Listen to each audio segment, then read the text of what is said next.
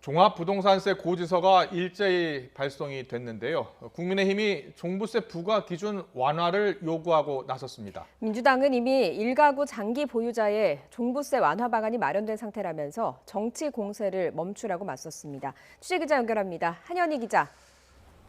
네, 국회입니다. 네, 국민의힘 같은 경우에는 연일 문재인 정부의 부동산 정책을 비판하고 있는데요. 이번엔 종부세 기준 완화를 요구하고 나섰다고요? 네, 그렇습니다. 문재인 정부의 부동산 정책 실패 비판에 주력해온 국민의힘, 오늘은 종부세를 집중 공략했습니다. 주호영 원내대표는 1주택자라도 종부세 폭탄을 피할 수 없는 상황이라며 국민이 조세 저항에 나서기 전에 관련 문제를 정리할 수 있게 개선 방안을 찾겠다고 말했습니다. 이종배 정책위 의장도 집 한 채 갖고 있다는 이유로 한 달 월급이 1년 세금으로 나가고 있다며 종부세를 단순한 세금이 아닌 실현되지 않은 이익에 대한 벌금으로 규정했는데요.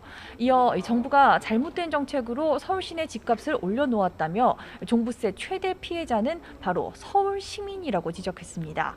국민의힘은 그러면서 1세대 1주택에 대한 종부세 공제 금액을 현행 9억에서 12억 원으로 상향하자고 요구했습니다.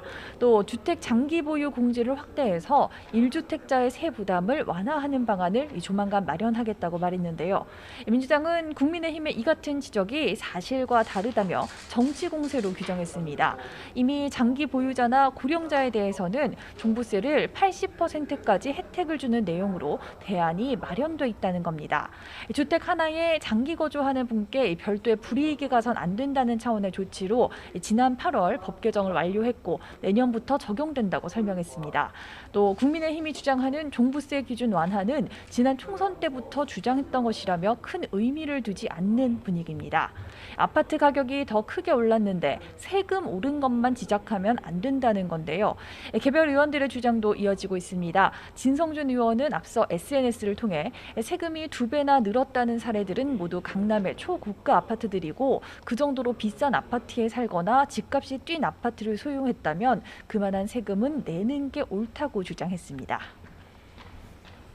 네, 코로나19가 재확산하면서 정치권에서 3차 재난지원금 논의도 시작됐습니다. 국민의힘 내년 예산안에 재난지원금 지급 예산을 반영하자고 계속 주장하고 있다고요. 네, 그렇습니다. 3차 지원금 이슈를 먼저 꺼내든 국민의힘은 재난지원금을 아예 내년도 예산안에 편성하자는 주장을 이어갔습니다. 3차 지원금 규모도 3조 6천억 원으로 하자고 구체적으로 밝혔는데요. 이를 위해 민생과 동떨어진 한국판 뉴딜 사업 등 선심성, 전시성 사업 예산을 삭감하자고 주장했습니다. 대신 내년 초까지 코로나 3차 대유행으로 직격탄을 맞는 피해 업종과 위기가구 긴급 생계 지원에 쓰겠다고 설명했습니다.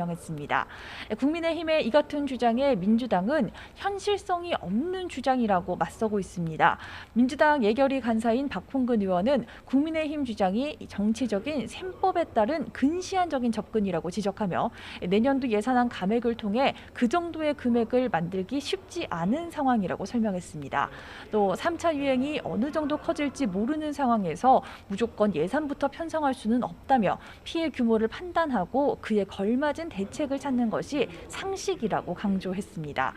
다만 이 3차 재난지원금에 반대하는 건 아니라는 점을 분명히 했습니다.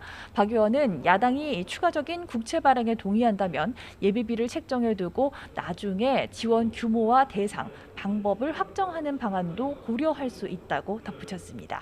지금까지 국회에서 YTN 한현입니다.